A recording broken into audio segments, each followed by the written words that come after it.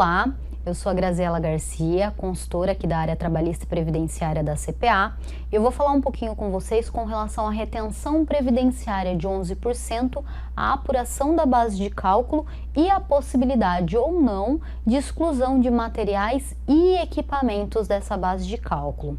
Primeiramente, é sempre bom lembrar que a retenção previdenciária, ela começa a ser tratada a partir do artigo 112 da Instrução Normativa da Receita Federal, número 971 de 2009. Nos artigos 115 e 116 desta mesma IN, tem lá os conceitos de cessão de mão de obra e de empreitada, e nos artigos 117 e 118 a gente encontra os serviços que estão sujeitos à retenção previdenciária. Com relação à base de cálculo da retenção, esta questão é tratada a partir do artigo 121. Então, é o artigo 121, 122 e 123 da Instrução Normativa da Receita Federal 971 de 2009, que trata aí da apuração de base de cálculo da retenção.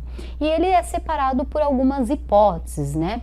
A primeira hipótese é aquela prevista no artigo 121 da IN 971, que é a hipótese que a gente chama aí do contrato perfeito, ou seja, se houver a discriminação de valores dos materiais e dos equipamentos no contrato de prestação de serviço e também na nota fiscal, a retenção vai poder ser feita só com o valor da mão de obra. Então, a base de cálculo, nesse caso, vai ser só o valor da mão de obra. Você exclui materiais e equipamentos, desde que eles estejam discriminados, os valores estejam discriminados, tanto no contrato quanto na nota fiscal. Agora, se os valores não estiverem discriminados no contrato, a gente cai na hipótese 2, ou seja, eu tenho previsão só do fornecimento desses materiais no contrato, mas não tenho valores no contrato. A discriminação desses valores está onde? Na nota fiscal. Nesse caso, vai ter percentuais específicos de base de cálculo. Então, serviços em geral, a base de cálculo nessa situação vai ser de 50%, 30% no caso de transporte de passageiros, 65% no caso de limpeza hospitalar e 80% nos demais tipos de limpeza. Então, essa segunda situação é um pouquinho diferente porque você tem a previsão do fornecimento de materiais e equipamentos no contrato, mas não tem valores em contrato.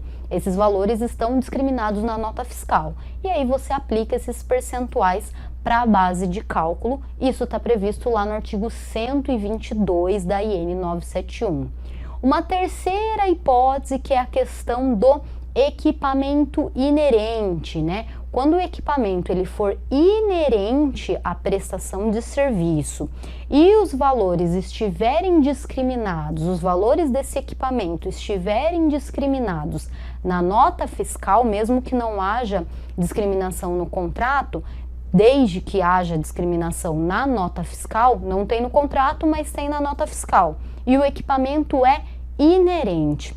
Nesse caso, também tem alguns percentuais específicos, ou seja, regra geral, 50% a base de cálculo, e se for serviços da área de construção civil, a gente tem outros percentuais de base de cálculo, ou seja, pavimentação asfáltica pode aplicar 10%, terraplanagem, aterro sanitário e dragagem 15%, obras de artes, que é pontes e viadutos, 45%, drenagem 50% e demais serviços da construção civil 35%, tá? Então, nesse caso, é a situação do equipamento inerente com discriminação de valores em nota fiscal.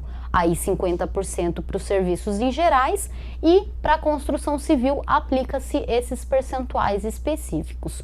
E por fim, não é um equipamento inerente e não tem discriminação de valores, por exemplo, na nota fiscal e nem a previsão do fornecimento no contrato.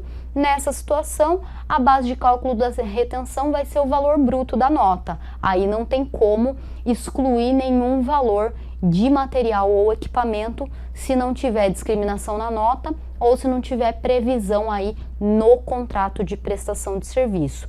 Portanto, a possibilidade de exclusão de materiais e equipamentos da base de cálculo da retenção previdenciária, ela está determinada lá pelos artigos 121, 122 e 123 da IN 971 de 2009.